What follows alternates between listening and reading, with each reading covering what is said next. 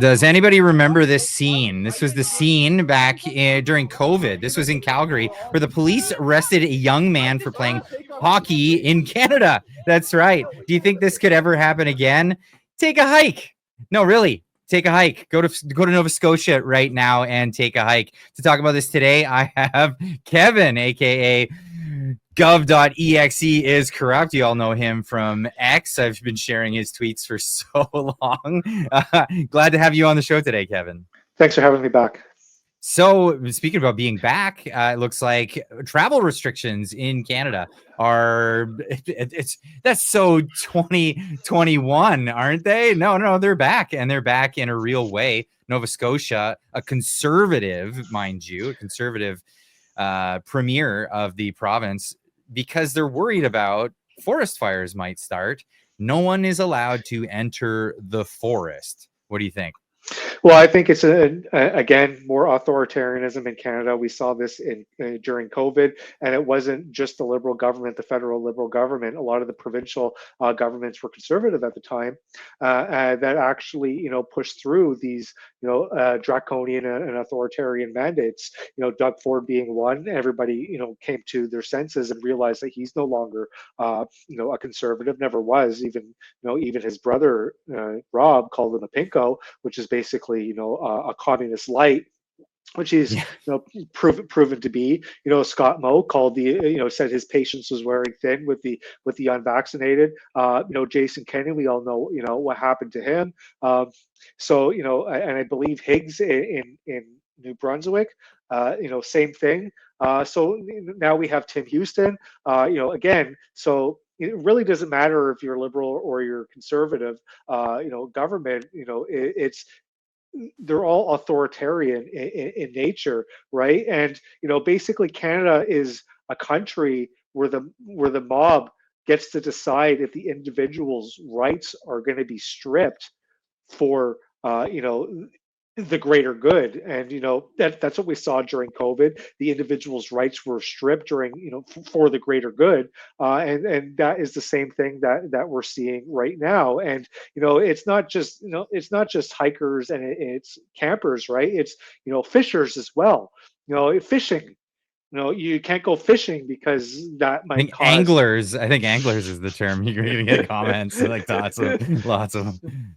Yeah, so anglers, you can't go fishing because you might start a fire. That's the same thing as your vaccine. My vaccine only works if you're vaccinated too. So the narrative and the talking points of COVID are re-emerging.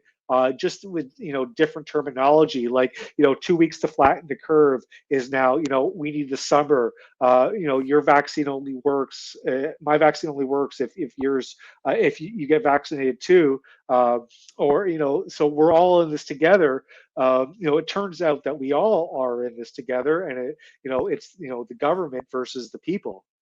Yeah, well, and there's a lot of people that are on the side. I couldn't believe how many people are coming out in favor of this this move. A $25,000 fine for anyone who's caught entering the woods for whatever reason. It's they said this is the same punishment as if you were out there physically lighting fires, even on purpose. This is what they're saying. Now, Jeff Evely, he's a great veteran of our country, and a great citizen who's been spreading the word.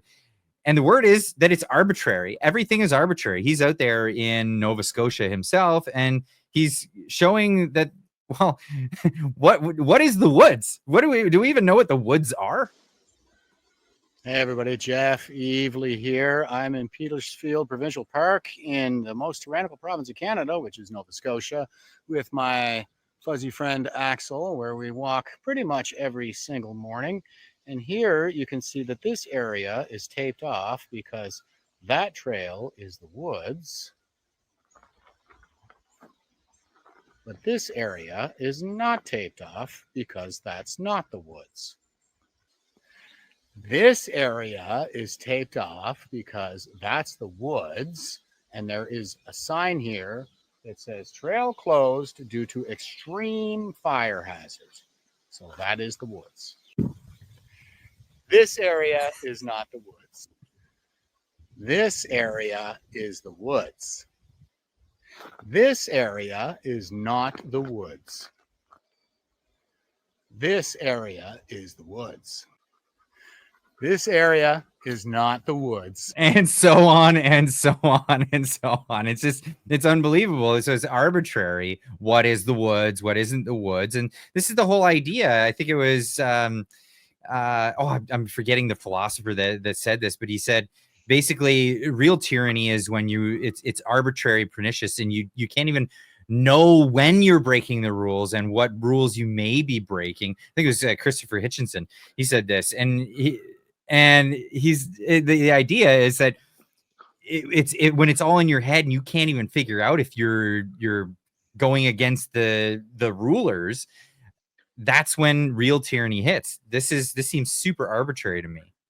It is arbitrary, and we have to, understand one thing too. During COVID, we have to draw a lot of parallels to COVID to what's going to be happening, or what they would want to happen, moving forward. Is it wasn't it wasn't armed soldiers that was going around and enforcing these policies at restaurants or at bars, and people with guns in your face. It was regular, everyday people that were subjugating their neighbors. They were subjugating their fellow citizen because they were given a little bit of authority, right? So I think it was Cicero that said that slaves they don't want freedom, they just want slaves of their own. So people don't mind being subjugated as long as they have the ability to subjugate others. And that's exactly what we saw with COVID, and now what we see with Nova Scotia. They set up a snitch line, so Yes. people are going to be ratting out their neighbors, and there's a lot of people that take great pride in doing these things. So those are the most dangerous people in society. Are the people that are willing to throw your fellow neighbor under the window because they feel that it makes them virtuous, or a good person, but in reality it makes them the most horrendous or the most abhorrent person in the world. Here's the actual quote: the true essence of a dictatorship is in fact not its regularity, but its unpredictability and caprice. Those who live under it may never be able to relax, must never be quite sure if they have followed the rules correctly or not. This is Christopher Hitchens, not Christopher Hitchinson, Hitchens. And that's exactly it. People, when you're uneasy all the time, it just becomes exhausting. And this is where we're going. Canada is just becoming exhausting. I tweeted this out a week ago. I'm experiencing Canada fatigue. Well, it's 5G warfare, fifth generational warfare, right? Psychological, biological, neurological, economic warfare. So they're coming at you at all angles. And you brought up the $25,000 fine. Again, they can write all these fines all day, all long, but they're not enforceable, because in order to be enforceable, they need to have as what I'm aware of, not a lawyer, they need to have legislative backing. And these mandates are not laws. They're not they're not passed through the legislator. It's an emergency measure. Emergency measure is not a law. A mandate is not a law. A restriction is not a law. So they can write these $25,000 fines all they want, but at the end of the day, nobody's going to pay them because they're not worth the paper that they're written on. They're worth $0. So, well, here's the thing. People have learned a lesson, and it's funny. I keep bringing up Jeff Evely because he's the one who's one of the people who are really fighting back on this one, probably because he's local to the area, but also he was fighting during the COVID restrictions. He went up against the government, and the government just said, well, it didn't really hurt you, did it? You complied, didn't you? Isn't that good enough? We're just going to close the case. And this is what he said. He said, last time I submitted an application for judicial review of that same order on charter and human rights grounds, the court refused to grant me standing, stating that I was not fined. Therefore, I was not impacted. I argued that expecting Nova Scotians to risk a $25,000 fine was unreasonable, that having to commit the act of hiking in order to find out whether it was legal was Kafkaesque, aka Stalinist. it looks like I'll be incurring a $25,000 fine. Do you have any recommendations on how I can obtain proper legal representation? This is what's going to have to happen, because people were told this is a moot case. You didn't. Yes, you didn't get to go hiking because they imposed this on you, but you didn't really actually get any damages. So Jeff is one of many who are saying, forget it. We're going to go hiking. We're going to go out there. If you're going to give us a ticket, give us a ticket, because we want to fight it. We want to actually have the fight this time. And if you think about it, these policymakers, these tyrants, at the end of the day, they're cowards, right? And the only thing that gives them power is the useful idiots that comply. So if you have a lot of people that promote peaceful non-compliance and it actually overrides the system, then they capitulate. That's exactly what happened with the Freedom Convoy. They'll never give them credit, but if you take a look at all the provincial mandates, they all dropped within 2 or 3 weeks after the end of the Freedom Convoy. Quebec, Ontario, New Brunswick, Nova Scotia, they all fell down, and that was because of peaceful non-compliance. So that is the only that is the only solution to this tyranny, is mass non-compliance. But unfortunately, I just don't think Canadians have it in them. I posted yesterday. I don't even live in Nova Scotia, but suddenly I feel the urge to go hike and camp there. And if fully open to making the 10-12 hour drive to Nova Scotia, just as throw my middle finger up to the man. Like, I don't have a problem with that. Write me a ticket all you want, because at the end of the day, it's here's the thing. I'm in British Columbia, and we have forest fires all the time. It's a tinderbox in the summertime. It doesn't we're famous for our rain, but in the summertime it barely ever rains, and it turns into forest fire season. It's pretty intense, but they never ever tell people they have to stay indoors. That's just absolutely out of the question, because we're the outdoor capital of Canada. We're the outdoor capital of large parts of the world. People come here for specifically that, and the locals here, that's what we do. I'm going camping tomorrow. That's what I'm doing, and I'm not gonna listen to that. Don't forget it. They know that that couldn't work. Yeah, they can stop us from having campfires, that kind of thing. There's ways around it. We've got propane burners and all these other things. We're campers. We know how to work our way around it. But here's the thing that confuses me the most about the whole situation. If you get rid of the hikers and the people that are usually out in the woods every day, all the time, that are walking their dogs and going on hikes and doing all this stuff, who's going to spot the fires? This is the thing. The most of the time out here, the people who spot the fires are the people who are out there all the time. They're the first responders. They're the ones who are calling it in, and this stuff gets attended to quickly. If you get rid of those people, you get rid of the ability to find the fires in the first place, and then it just becomes a bigger situation. It becomes another one of those self-fulfilling prophecies that the government is always has this large S and becomes completely inefficient. Well, if you think about it, like some of the conspiracy theories that go through my mind as I'm trying to process everything that's going on, is so governments and non-government organizations, NGOs, hire arsonists to go in and start fires so they can blame climate change. Citizens report these arsonists. The governments and the NGOs don't like their arsonists being reported, so they ban private citizens from going into the fire, into the forest. That's completely possible. And then to further expand on that, now they can send their paid arsonists into the forest, start fires, and blame phantom hikers, and saying, oh, we need to expand these measures to now include beaches as well. And oh, just October, now we're looking at November. Oh, fire season starts in March of next year, so we'll give it a We'll just winter. carry it over. Well, yeah, we'll give you a little bit of a winter reprieve, or carry it over, and you're going to be hit with that as well. So if you take a look at what happened during COVID, it was always moving goalposts. First it was one vaccine, then it was two vaccines, then it was 80%. First it was 80%, 60%. injected, then it was 70%, then it was 80%. So they always set these, these targets, and as soon as you approach them, they shift the goalposts and make it even more difficult. So this is the same thing that they're going to be doing here. They're going to say, oh, you know what? There was a camper here. There was an angler over there. They're violating. And look at that forest fire that started. It's clearly their fault.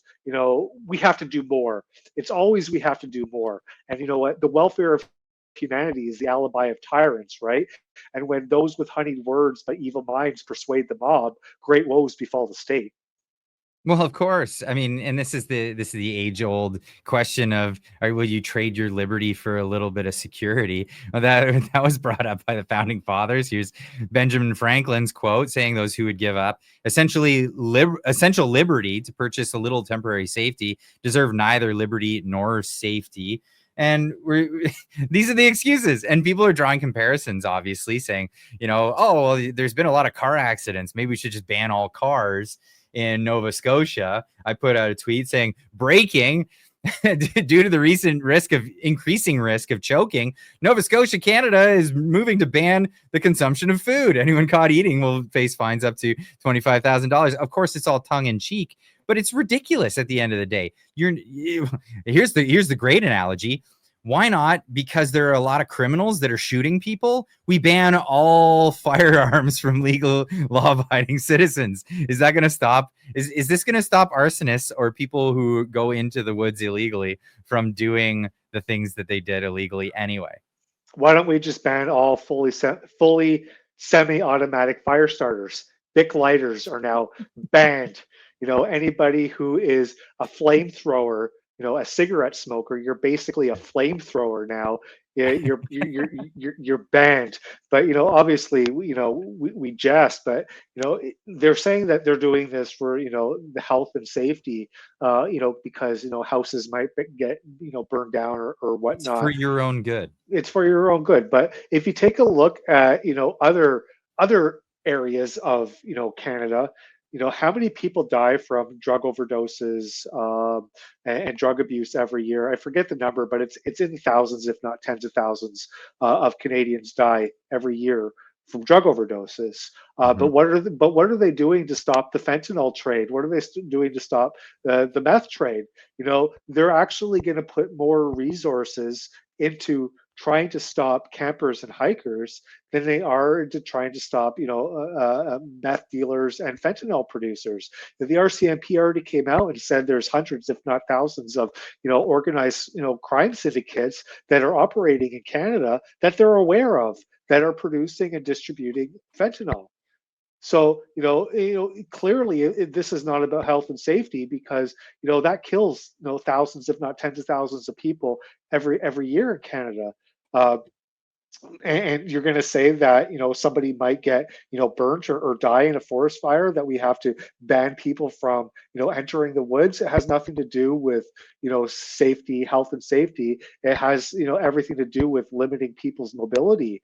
And you can't call this a Section 6 issue, which is which is a right, which is an inherent right under the charter, where it can't be limited. That is the free movement of a Canadian citizen, right? You can't really bring that into question, because it's just one province. I believe that was talking about free movement from province to province, but you're still trying to limit people's movements, and limiting people's movements to me is a major violation of individual rights and freedoms. Well, that brings us right to your tweet that I was going to end it all on anyway. That's a perfect segue. Where, welcome to Canada. Please enjoy your stay, where hiking is not allowed, but you can defecate and whatever anywhere you damn well please. The website is x.com. The handle is gov.exe. is corrupt. Make sure you're over there. Give Kevin a big follow. You've already got a big following, but you can always, definitely want to pay attention to what Kevin's doing. Kevin, thank you so much for joining me today. Thanks for having me on.